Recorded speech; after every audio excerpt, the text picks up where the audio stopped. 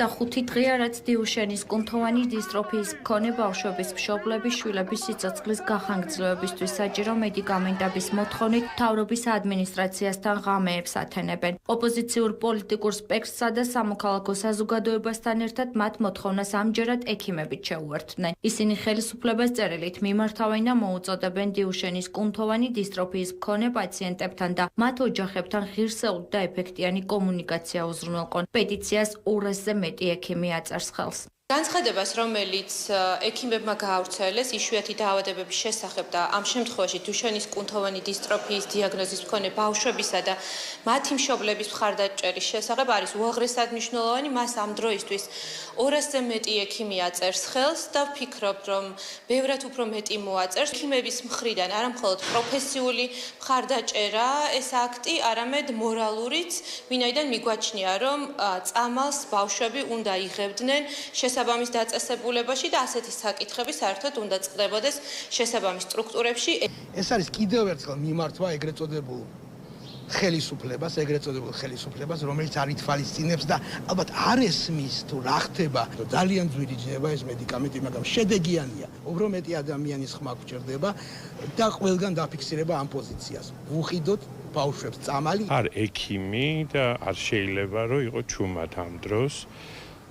მიხმით უმეტეს, როცა არის საუბარი ბავშვებზე, რომლის დაავადება არის ძალიან მძიმე, ძალიან ბევრი რისკი აქვს ამ დაავადებას და ბევრი რაიმე შეიძლება მოყვეს ამ დაავადებას ცუდი.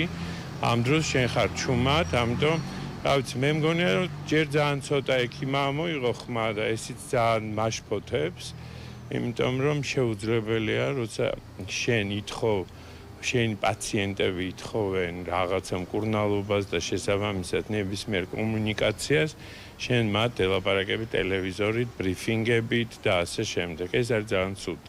დიუშენის კუნთოვანი დისტროფიის მქონე ბავშვების ოჯახის წევრებს ექიმების მხარდაჭერა ახალი მეცუჩეს. მშობლები აღნიშნავენ, რომ პრობლემის მოგვარებაში ის ნევროლოგები უნდა ჩაერთონ, რომლებიც დიუშენის სინდრომის მქონე ბავშვების ჯანმრთელობის მდგომარეობას აკვირდებიან. ძალიან კარგია, რომ ექიმებმა გააკეთეს ეს განცხადება, მაგრამ საჭიროა უფრო ვიწრო სპეციალიზაციის ექიმების ღია განცხადებები ამ საკითხზე.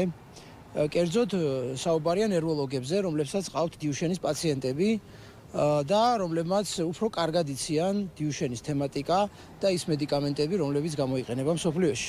ექიმებისგან, რა თქმა უნდა, ძალიან დიდი წინგადადგმული ნაბიჯი არის ეს განაცხადი.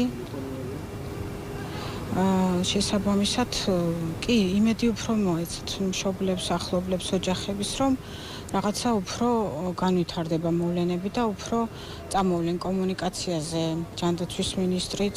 ოპოზიცია მმართველ გუნდს უპასუხისმგებლობაში ადანაშაულებს. ხელისუფლების ოპონენტები აღნიშნავენ, რომ სახელმწიფომ სპეციალური საჭიროების მქონე ბავშვების მდგომარეობას მეტი ყურადღება უნდა მიაქციოს. ყველანაირად მივესალმებით იმათ, რომ ამ ბავშვებს დაუფინანსდეს და გამოიყოს ბიუჯეტიდან ის 40-50 მილიონი, რომ ამ ბავშვებს რამენაირად ქონდეთ შესაძლებლობა სიცოცხლის გახანგრძლივების. ჩვენ საუბრობთ სიცოცხლის გახანგრძლივებაზე და არა იმ ფუფუნების და მატერიალურ კეთილდღეობაზე, რასაც ყოველ დღე ქართული ოცნების წარმომადგენლები ჩადიან.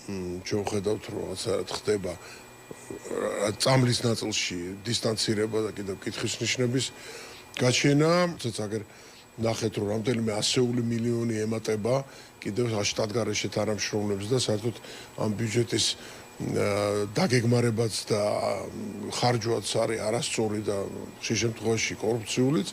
ასეთ ვითარებაში, რა თქმა უნდა, ფინანსებზე ლაპარაკი უხერხულიც გამოდის. ქართულ ოცნებაში აცხადებენ, რომ კვლევები მედიკამენტის შესახებ ამ ეტაპზეც მიმდინარეობს. ხელისუფლების წარმომადგენლების განმარტებით, ქვეყანა პრეპარატს მიიღებს მას შემდეგ, რაც მისი უვნებლობა დადასტურდება.